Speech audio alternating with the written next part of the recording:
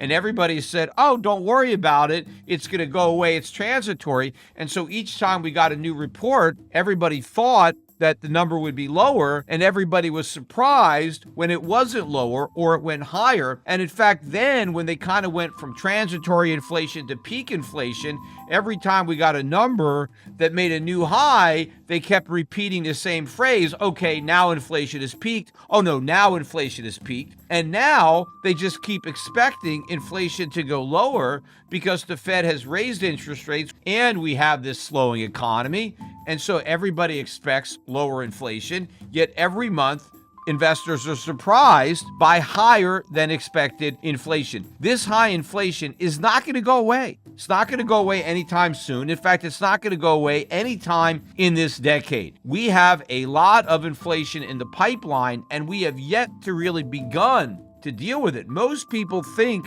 that we're only suffering from the monetary policy mistakes made after COVID. And if the Fed had simply started hiking rates sooner and stopped doing QE sooner, we wouldn't be experiencing all this inflation. No, we would be experiencing all this inflation because the mistakes started decades before. We are paying the price for monetary policy mistakes going back into the early 1990s or even late 1980s.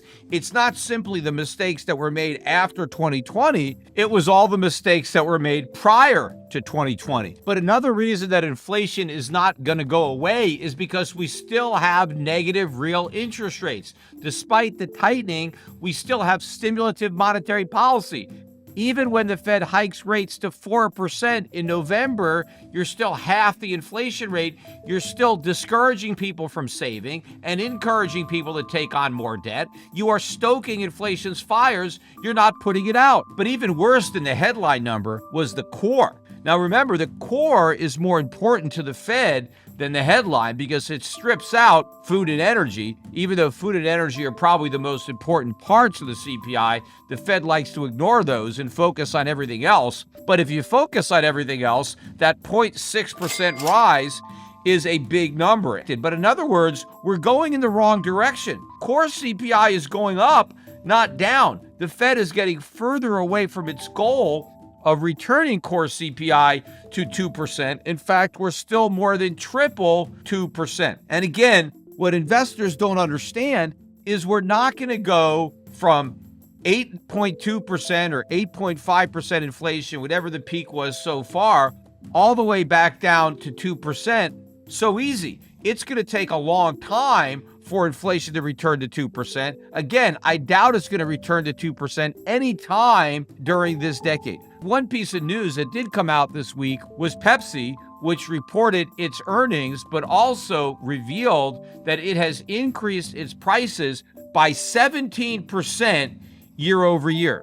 Now, that number dwarfs the official rise in the CPI. It's basically doubled, a little bit more than double the official increase in the CPI. Now, I think what's happening at Pepsi is more indicative of what's actually happening to the cost of living than the CPI, because Pepsi's prices are real prices. There's no hedonics, there's no substitution. They are what they are. And they've raised prices by 17%. That probably reflects what's going on with inflation. Because remember, Pepsi doesn't want to raise prices.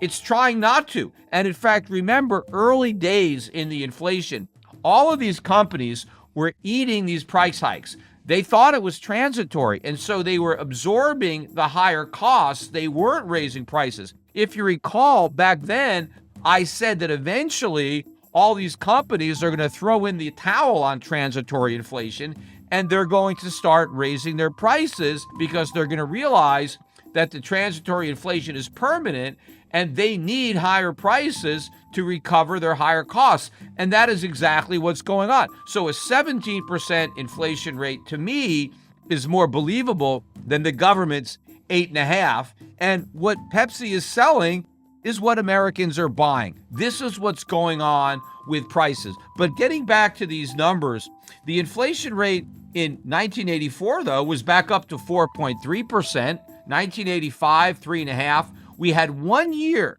of below 2% inflation during the entire decade of the 1980s, and that was 1986, when it was 1.9. But the very next year, it shot back up to 3.66. Then 1988, it was 4.08. 1989, it was 4.83. And in 1980, it was 5.4. These are some pretty big numbers, nowhere near 2%. And then if you look at the inflation rates during the 1990s, when we really started to have the change in CPI incorporated, we only had 1 year during the 1990s where inflation was below 2%. That was 1998, when it was 1.55%. So these were much higher rates than the 2% that the Fed is hoping to get down to. But the problem is we have printed so much money since then. The debts are so much larger that bringing an inflation rate down to the level we had in the 1980s and 1990s or 2000s is nearly impossible. The only time we really had inflation of around 2% was after the 2008 financial crisis. In 2010, we had a 1.64% year. 2013, we had 1.46. 2014, 1.62. 2015 was the absolute bottom. We only had an inflation rate of 0.12%. So as far as the Fed was concerned, that was a very dangerous year because we treaded very close to deflation. We didn't quite get it, but prices barely rose. Then we had a 1.26% rise in 2016. Then we started to have inflation moving back up. 2017, 2018, it was back up to 2.44%. And then we started to head back down in 2019, down to 1.81%. And then 2020 was the last year of sub 2% inflation at 1.23. And then it really started to shoot up in 2021 at 4.7. But my point is, we're not going down to 2%. The aberration was the inflation of 2% or less that we got following the 2008 financial crisis, but before the COVID crisis. But now what we're going to have is a lot of high inflation to make up for all those years of low inflation. It's a reversion to the mean, except we're really not going to revert to the mean. We're going to revert to something much higher than the mean because of massive and unprecedented money printing that has gone on, not just since COVID, but before COVID.